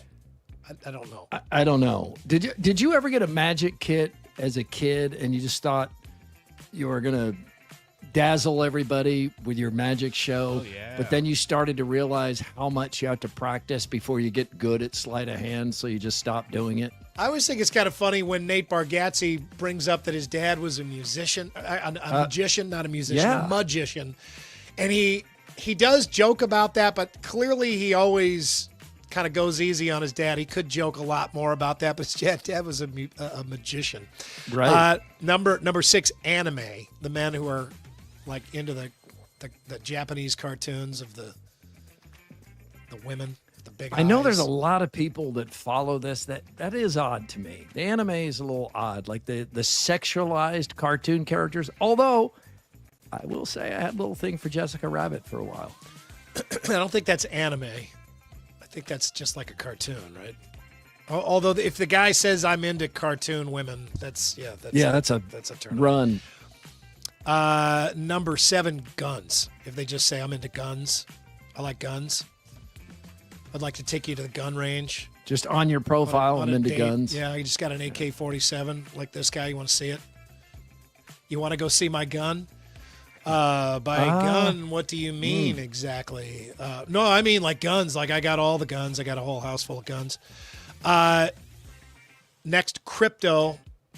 Yeah, honestly, I need a rally from like the normal crypto people because at this point I haven't met any of them. All the people that I've met who are into crypto are weirdos. Like I way just have into trouble crypto. with Like, anything that I can't hold. Like it's not fit. Like I can't see it. I can't actually have it. I'm sure part of it is I don't understand it enough and I don't trust it. But it's also that I just have not. I'm sure there are normal people out there into crypto. I just haven't met any yet. Number 9, cigars. Hassle. Yeah, I mean, I like to smoke a cigar every now and then, but yeah, I do that. And Kahala's like, all right, I'm going to bed. See you later. Smoke that cigar and take it to bed with you. Because if this is on your dating profile, then you know you're going to have that cigar smoke smell on you most of the time. It's in your mouth, like in your throat, like the whole next day too. You're going to have to lick that ashtray. And finally, the undesirable hobby that women don't like, MMA. If you're way into that's a very male crowd. There are women in the crowd for sure. I do like to watch MMA, but it is it's an aggressive hobby, to say the least. Like even just watching it, people get aggressive. The men in the crowd are aggressive. That guy up front is aggressive. They're ready to roll. That's your more, everybody. All right, nicely done, Andy. Thank you. It is time for Throwdowns. Throwdowns. It's Throwdowns. Backed by Heartland Tire and Auto. Heartland Tire and Auto brings us Throwdowns each and every day, treating you like family in Ankeny, Waukee, Knoxville, Boone, and Creston, an authorized dealer of both Firestone and Bridgestone tires. Oh, let's get this guy off of there, huh? Let's see, where are we going here? The aggressive guy at the MMA fight. Yeah, exactly. All right, Andy, Iowa State is 3-0 with wins over its two biggest rivals, and the Big 12 looks ripe for the taking. What should Cyclone fans' expectations be now that we're a quarter of the way through the season? I mean, I think it's safe to expect a really good season, like a really good season. Expect to be in the hunt for the Big 12 championship. I think you raise your expectations higher than that, set it on an exact number or something like that. I think maybe you're setting yourself up for disappointment. But, they did what they needed to do to get this game won, right, against Iowa. K-State seems like the jury's kind of still out on what kind of quality that team is. But Iowa State is winning games, and they're winning them in a number of different ways. They did what they needed to do to get against South Dakota, blew them out. There's no reason to believe that this team is going to be disappointing this year, but, I think you made your bones as being humble, patient Cyclone fans, and I don't think you should give up that ship just yet. Yeah, I think K-State is proving that Dublin jinx to the loser. We pointed that out right away. Like, you go to Dublin and you win this game, it can set you up for a good season. You go to Dublin and you lose that game, and things seem to go bad quickly, and that has happened to K-State. We're seeing it. But going into these first 4 games, it looked like Iowa State had 2 toss-up games against Iowa and against K-State, and they won them both. So I think you should expect to be in the Big 12 championship hunt. I think you should think that it's possible that Iowa State wins the Big 12 championship. There are other teams that'll think the same thing. TCU looks good. Utah looks good. Yeah. They do. Kansas put it on Iowa State last year. You can't expect a Big 12 championship, but to have it out there in front of you, pretty cool for Cyclone fans. I was looking at the betting market this morning. I think Iowa State's still like plus 700 to win the Big 12 championship. They're the highest ranked Big 12 team. I was going to say, if you think it's, you can get good money right now on that before too long. Murph, Mark Gronowski looked better but not good enough against Iowa State. Iowa plays a bad UMass team this week. If you're Tim Lester, do you double down on Gronowski and hope for continued improvement, or give Hank Brown a legitimate shot to lead this offense? I think you stay with Gronowski at this point. He's catching too much flack, missing his starting running back, losing Ostrenga, the tight end. He got better as the game went on.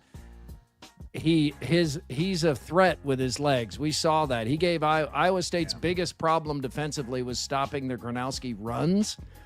And the receivers aren't getting open. They're not getting separation. There's not a vertical threat. So I think probably too much is being put on Gronowski just because it seems to happen every year. But he's an upgrade from McNamara and Deacon Hill. Maybe Spencer Petras, too soon to tell. But I would stay with him longer. Iowa State's defensive backs played a really good game on Saturday. They did. We didn't bring that up. They absolutely did. I stay with Mark Gronowski. I don't think it matters that this is UMass in this game. I think if you let him go out there and sling it, not saying that they will, but you let him go out there and sling it, and he puts up big numbers, I think all of Iowa Hawkeye Nation feels so much better. They feel like things have turned around. It doesn't matter if it's against UMass. So keep riding with him. That's the one that you paid.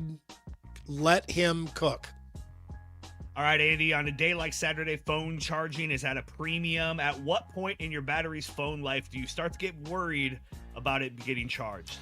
Kind of depends on where I am. Like if I'm out in some place where I don't have access to a charger, like I'm at, the football game that I was calling with Murph on Friday on the sidelines, I put that sucker down on low battery mode, or I turn it off and I try to preserve what's left of that because I know I'm going to need it at some point. But I start worrying when your phone gets older and it doesn't hold a charge, as mine is definitely getting older.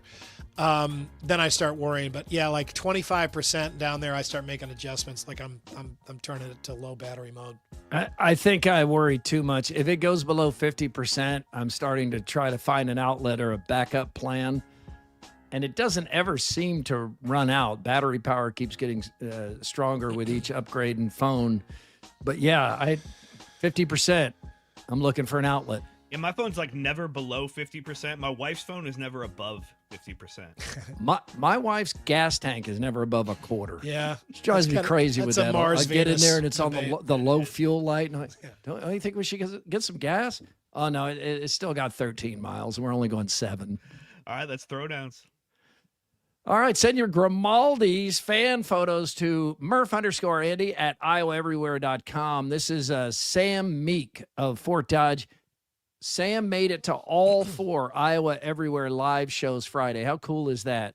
He went to 2 guys at Eggs and Jam in West Des Moines. He went to our show. I remember seeing him in Polk City. He was sitting right in front of us. It was the CyHawk preview show at Big Grove and Hawks on Tap at Buffalo Wild Wings. AD, I think were you at all these shows? No, I wasn't at Eggs and Jam in the morning. Okay. Yeah. So 3, do you remember, like, as the night went on, were you like, I've seen that guy? I saw him in the morning at Eggs and Jam, and then I saw him again, and I was like, think I saw you before. They I was getting pointed a him little out loopy by at, that at point. Big Grove, and he was like, I probably can't make it to Buffalo Wild Wings. And then I pull into the parking lot of Buffalo Wild Wings, and he's getting out of his car, and he's like, hey, dude. I was like, oh, you made it. So we were able to hook him up. We had a giveaway at Buffalo Wild Wings, tickets to Oregon, Iowa. Whoa. And so Sam is going to go watch Nice. Iowa play Oregon. Good luck, Sam. I guess that's a positive, Sam. Hope it goes well for you. Hey, that's really cool. I like that. I really appreciate that. The loyalty. That's the thing. We have like NASCAR level loyalty with Iowa everywhere. It's, NASCAR fans, if their driver reps Lowe's, they don't even go in a Menards. They're not getting near Home Depot. No. It's like that kind of loyalty. That's kind of how the Iowa Everywhere audience is. Really appreciate that. Grimaldi's Cold Brick Oven Pizzeria in West Des Moines and District at Prairie Trail in Ankeny. It is time for the Andrew Downs audio drop of the day, and we call it the AD squared. It's powered by Game Day Men's Health. I wouldn't have been able to get through last week without some testosterone boosting from Game Hang on, Day you would have Men's Health. died last week, or you just would have had to tap out? I think I would have without had to Game tap Day? out. I barely made it to the end of that instant Iowa show. I went home. I was, no joke, Saturday night. I was asleep by 7:30 that night. And the only Andy, reason I even got that far is because the extra tea I have. Is this how you're able to work today, Andy? Like the ninth day in a row? No, I'm overdue for my shot. I need to get that tonight. Kahala needs to give me a shot. Game Day was all set up over at RVTV in Polk City. So With I the saw Bill Cybertruck. Morris and everybody. What's that? They had a Cybertruck there. Yeah, they had their Cybertruck. Yeah, they had their whole team that was there. Lindsay, who helps me over at West Des Moines, was there. It was good to see them. I think they met a lot of connections there, and they certainly like the relationship they've had with us so far.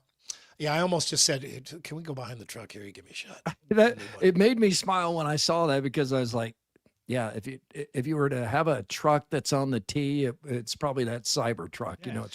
It couldn't have. I might more wear testosterone. sunglasses on the air tonight.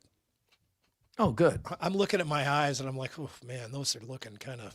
I'm looking more at your radioactive glow, like that. Yeah. Maybe some sunscreen. Don't get. You remember when I had the skin cancer, and back then we weren't on video. Remember? Do you guys remember when I came in? Feel like you've had a couple of bouts with that. And you were like 3 scared maybe? to be near me. Yeah, you're like, God, you look awful. And thanks. All right. Well, we love football here in the state of Iowa, clearly, but things really are a bit different in SEC country. Here's WHNT TV in Huntsville, Alabama. They're out asking people what they would do if they won the giant Powerball jackpot. What would you do if you won the big Powerball jackpot? I'll tell you exactly what I'd do with the first $70 million. I'd pay off Kalen DeBoer and get him the heck out of the University of Alabama, and then I'd take whatever else it took to get rid of the AD, old Byrne. I don't like him either. So they're ruining our football program. What? Wow. See, and Like a that's how 60-year-old they woman, get us. that's So what she this would is do. how much we care about college football. Yep. You're just being asked a hypothetical about winning the Powerball, and it's, I would spend all this money so we could win more football games. It's not like Alabama's going to go 2-10 this year. No, but that bar I is know, they're so spoiled. high, man. Oh, jeez. And when you lose Nick Saban, who, I mean, there just isn't, there's not a replacement for him. I mean, He's looking better all the time, too. Quickie poll results presented by WCI Pools and Spas. Would you rather the CyHawk football game be played at the end of the season? 77% say no, 22% say yeah, they would like to see that. I mean, it's a completely God, I can't even imagine how much the feeling of that game would change if it was at the end of the season. You would lose a lot of like the that everybody has early in the year. If one of the teams is 5-6 and it doesn't really matter. I think you would I have like that this game kind of propels you for the rest of the season. You very often coming out of the game, the fan base that loses the game, especially when it's Iowa that loses, the fan base says, why do we still play this game? We shouldn't play this game. I feel like you would have that going into the game if they put that at the end of the season, right? You got to play that game. If you're having a real good season and you're like, what? I don't want to play this game right now. I want to stay focused on a conference championship and maybe a college football playoff. I don't want to play that. So I would rather have that going into this game as we have it now. I feel like far more people are looking forward to it than you would have it if you moved it to the end of the season. Counterpoint to AD's argument, though, if you play this at the end of the season and you've had a disappointing season, yeah, you could save it. And you can feel like, well, still beat our rivals. Look how Nebraska felt the one time they've beaten Iowa in the past decade. Is it just one time? Yeah, I mean, one of the last like 8 or 9. Yeah, it's been a while. All right, Andy, do you have time for one more story? That you're going to tell, or you want me to tell another one? No, I'll tell. I've always got one more story, but yeah, I always have time for one more of your stories. Because we have a lot of people watching. No. I know that. I know you got one in your pocket. So let's. Yeah, let's I do, and it comes from Friday. Mm-hmm. So Friday we're in Polk City, and we go. It'd been a long time since we'd eaten, and we went to lunch, and I had a grilled buffalo chicken wrap. This is not the story I thought we were going to get, by the way. And it was like the size of my arm, or I don't know, a leg. Like a sea otter. It was huge. And I immediately saw it and I thought I should just eat half of that. I don't know what I'll do with the other half. Maybe I can find somebody to eat it. I know I probably can't store it anywhere, but I'll eat half. But I was so hungry, and you never know when you're going to eat again on RVTV. Yeah. So foolishly, I ate the entire thing. Well, not long after, even during the 4 and the 5, I'm starting to feel stomach distress. I mean, like my stomach hurts. Stomach distress. Yeah, I've got pain. I've got pain in my stomach. I can feel it. And Justin comes to take me over to the game, and I ask him, like, Justin, you have any Tums or anything? He's such a nice guy. He says, no, I don't, but maybe we'll see something on the way to the stadium. There's nothing on the way to the stadium. I mean, it just feels. No, that's just corn. There's Yeah, nothing. It's corn. So we get to the stadium. Pain's getting worse. So I start telling people. My son Cade shows up. It's like, Cade, can you see if anybody has some Tums or anything? I'm really uncomfortable. Cade goes to the concession stand. No, of course, nobody sells Tums at the concession stand. He starts asking people in the stands, which is really nice. I had some in my See, backpack. you weren't there yet. That's the problem. I barely made it in so time. late. Yeah, you barely made it to the game because it's a little bit of a drive. I was in the 6 So o'clock I'm in news, pain, and Justin and Frank, who's does stats, and Cade and I were all in this little booth. It's about this big, and it's connected to the next booth where all the other people are at North Polk High School. And I keep, during the commercial breaks, I'm like, oh man, I know I'm not at my best. Thank you guys. You're carrying me because I'm in a lot of pain. Well, we're going here, huh? yeah. And then in the third quarter, the worst smell I've ever smelled, and it's absolutely 100% fart smell, like diseased, foul fart smell, and it's everywhere in the booth.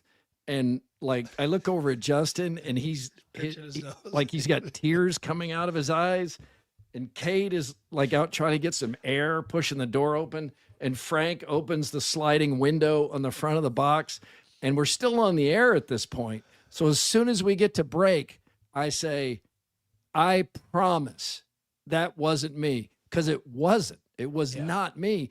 But I've been setting the table here with 2 hours of stomach pain. So I know Justin doesn't believe me. Frank doesn't believe me. Not even sure if my own son believes me. But somebody next to us, like one of those high school kids, just pointed his butt toward our booth and beef stewed us. So he just hotboxed you up there. We're in a little box here, a hotboxed us. And I have to say, I keep having to elevate it. I'm like, I promise on my word, that was not me. I would not do that to you guys.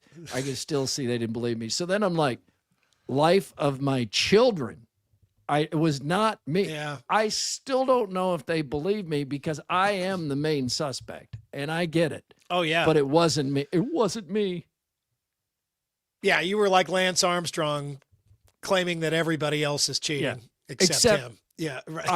I am innocent. You're the he one. Wasn't. Yeah, no, right. Okay. Except for that little piece, little detail. Yeah. All right, Andy, you need to go to work. And I ask you, please, if anybody says, why are you late? Please, like if anybody there, like a boss, fellow employee, anybody says that, please have them call me.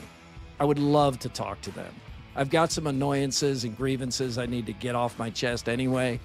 Have them call me. And if you're watching from WHO 13 and you got a problem with Andy coming in a little late, please call me. I've got a couple of grievances locked and loaded anyway. I would love to turn them loose. Which Confluence beer are you drinking right now? Old Tavern. Oh, I thought it was like their 13.0 triple IPA or something, Murph. Oh no, this is sobriety based. Oh, okay. All right. Yeah, you call me. Thank you for being part of Murph and Andy and supporting local media on Iowa everywhere. We appreciate it. Tyler, thank you for your comments. We appreciate you. Please like and subscribe. Invite your friends to the party. If anybody has a problem with Andy coming in late, please call me. It is, you know my phone number. Also, keith.murphy@whotv.com. You can reach me there. Or iamkeithmurphy@gmail.com. Let me know. I've got some stuff I would love for you to hear. We're back Wednesday. We hope you are too. Murph and Andy was brought to you by Ramsey Subaru on Hickman Road in Urbandale.